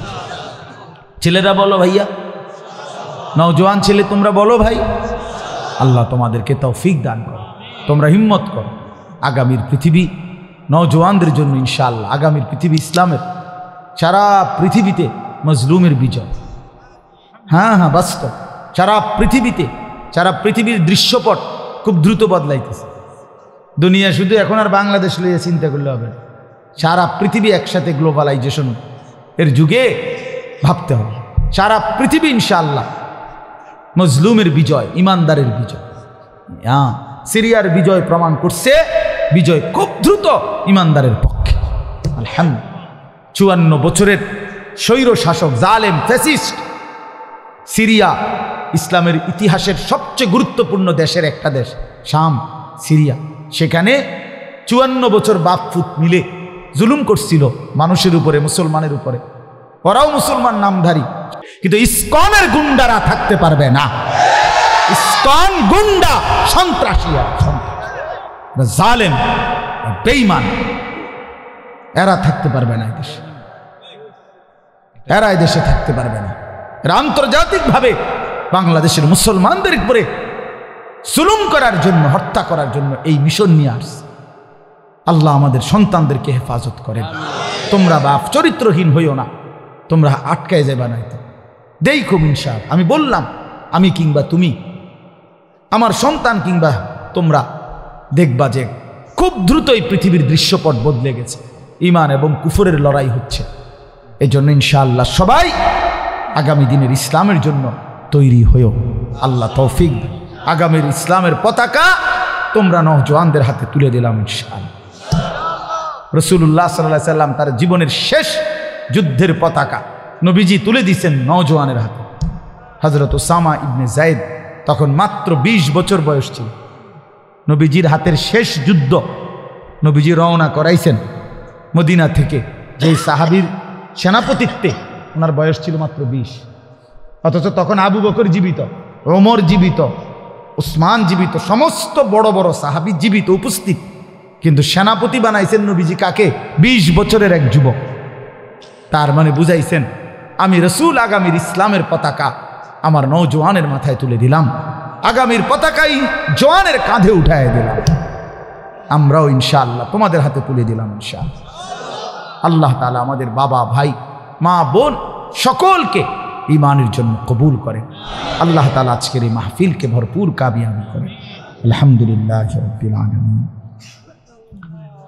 মাওলায়ে করিম আপনি মাফ করে দেন, রব্বে করিম আপনি মাফ করে দেন, মেহেরবান মাওলা আপনি মাফ করে দেন। আগামী জিন্দেগি সুন্দর করে দেন, ঈমান আমলের দৌলত দান করেন, তাকওয়ার জীবন দান করেন। আল্লাহ সমস্ত কবরবাসীদেরকে মাফ করে দেন, কিয়ামত পর্যন্ত কবরের আযাব মাফ করে দেন। আল্লাহ এই মাহফিলখানা কবুল করে নেন, এই মাহফিলখানা কবুল করে নেন। যাদের যত ফিকির ছিল, মেহনত ছিল, প্রত্যেকের দান, সহযোগিতা, বুদ্ধি, পরামর্শ সব আপনি কবুল আর মনসুর করেন। বাজারের প্রতিটা ব্যবসায়ীকে কবুল করে নেন। বসো ভাই, এতে সরো, সবাই সরো। যে বসবা না সে চলে যাও, ঘুমায় যাও গিয়া। কেমনে বসবা তুমি বাইর করো বুদ্ধি। আর নাম কথা কই, ছুটি হয়েছে না এখন, কথা বলেন কেন? ছুটি হলে না কথা বলেন। আলহামদুলিল্লাহ। আসলে বাস্তবতা হলো আল্লাহর কথা বসে শুনতে হয়, কম হোক বসে শুনলে বরকত। বসে শুনতে হয়। বসলে সবচেয়ে বড় লাভ হলো আল্লাহর প্রিয় বান্দাদের এই মজলিসে বসলে আল্লাহ তাআলার ওয়াদা যে আমার প্রিয় বান্দাদের মজলিসে যে বসে আমি আল্লাহ তাআলা সকলকে, ফেরেশতাদেরকে সাক্ষী রেখে আল্লাহ বলে মাফ করে দিলাম। ফেরেশতারা যদি কোনো আপত্তিও করে যে আল্লাহ এমনও তো আছে কেউ এমনি এমনি আসছে, শুধু শুধু ইন্নামা জাআ লিহাজাতিন, সে তার ব্যক্তিগত প্রয়োজনে আসছে, তো আল্লাহ তাআলা বলেন আমার নেক বান্দাদের মজলিস এমন প্রিয় মজলিস যে এখানে আমি কাউকেই বঞ্চিত করি না, কাউকে। হুমুল কওমু লা ইয়াশকা বিহিম জালিসুহুম। তো এখানে বসতে হয়, আল্লাহওয়ালাদের মজলিসে বসা, এটাই আদব। এর দ্বারা অনেক বেশি লাভবান হয়। হযরত জিবরাইল আলাইহিস সালাম তিনি যখন মানুষের আকৃতিতে নবীজির কাছে আসতেন, তখন কথা বলার জন্য। তো আল্লাহ নবী সাল্লাল্লাহু আলাইহি সাল্লামের কাছে এসে তিনি মুখোমুখি বসতেন, একদম মুখোমুখি। ফাআসনাদা রুকবাতাইহি ইলা রুকবাতাইহি, নবী সাল্লাল্লাহু আলাইহি ওয়াসাল্লাম এবং জিবরাইলের একবারে হাঁটু বরাবর মুখোমুখি। তাহলে হাঁটু যদি বরাবর মুখোমুখি হয় তো বুক এটাও বরাবর, চৌকো বরাবর, এরকম মুখোমুখি হয়ে বসে আল্লাহ নবী সাল্লাল্লাহু আলাইহি সাল্লামের কথা শুনতেন। তাহলে এই বসে শোনা এটা আদব। আল্লাহ রসুল সাল্লাল্লাহু আলাইহি সাল্লামের সাহাবী হযরত বারা ইবনে আযিব রাদিয়াল্লাহু তাআলা আনহু, তিনি বর্ণনা করছেন যে একদিন আমরা নবী সাল্লাল্লাহু আলাইহি সাল্লামের কাছে সাথে এক সাহাবীর জানাজা পড়তে গেলাম। তো জানাজার কাছে গিয়ে দেখি ওয়ালাম্মা ইয়ালহাদ, এখনো কবর খোঁড়া শেষ হয়নি। তো আল্লাহ নবী সাল্লাল্লাহু আলাইহি ওয়াসাল্লাম ফাজালাসা, নবীজি বসে পড়লেন। ওয়া জালাসনা হাওলাহু, আমরাও নবীজির চারদিকে বসে গেলাম। এরপরে নবীজি সাল্লাল্লাহু আলাইহি সাল্লাম কবরের উপরে লম্বা বিস্তারিত বয়ান করলেন। তাহলে কি বোঝা গেল? তো যেখানে কবর দিবে জানাজার জায়গায়, তো এইখানেও নবীজি বসে গেছে, সাহাবীরাও বসে গেছে। তো সেটা তো টাইলসওয়ালা জায়গা নাকি? না, সেই জমানার জায়গা। বাবা আর ছোট মানুষ নাই ভিডিও করে, আর ছোট তোমার থেকে কোলের কোনো বাচ্চা নিয়ে আসো, যাও, এটা ফালতু কোথাকার, যাও এটা রাখো বেটা।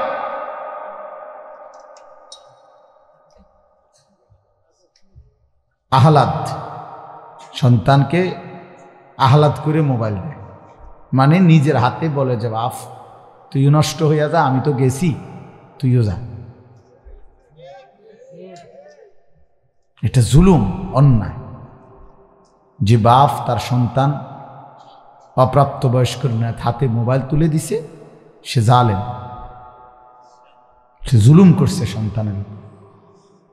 যে বাপ তার ঘরে নিজে টেলিভিশন কিনে আনছে আর বিবি বাচ্চার জন্য টেলিভিশন দেখার বন্দোবস্ত করে দিছে, ওই জালেম, ওই দাইয়ুস। মনে রাখবে, দাইয়ুস মহিলাকে বলে না। অনেক সময় অনেকে আপনারা বোঝেন না এটা। ভাই সবাই মোবাইল নামাও, হাতের মোবাইলগুলো নামাও, হাতে ধরা যেই মোবাইল এগুলো নামায় ফেলো। হাতে ধরে মোবাইল করবা না, রেকর্ড করবা না, নামাও, সবাই নামাও। একটা জিনিস জরুরি মনে রাখবেন, আল্লাহ নবী সাল্লাল্লাহু আলাইহি ওয়াসাল্লাম বলছেন এই যে দাইয়ুসের জন্য জান্নাত হারাম, একেবারে স্পষ্ট হাদিস। তো এই দাইয়ুস কিন্তু মহিলাকে বলে না, দাইয়ুস বলে পুরুষকে। পুরুষ হলো দাইয়ুস। তো কোন পুরুষ?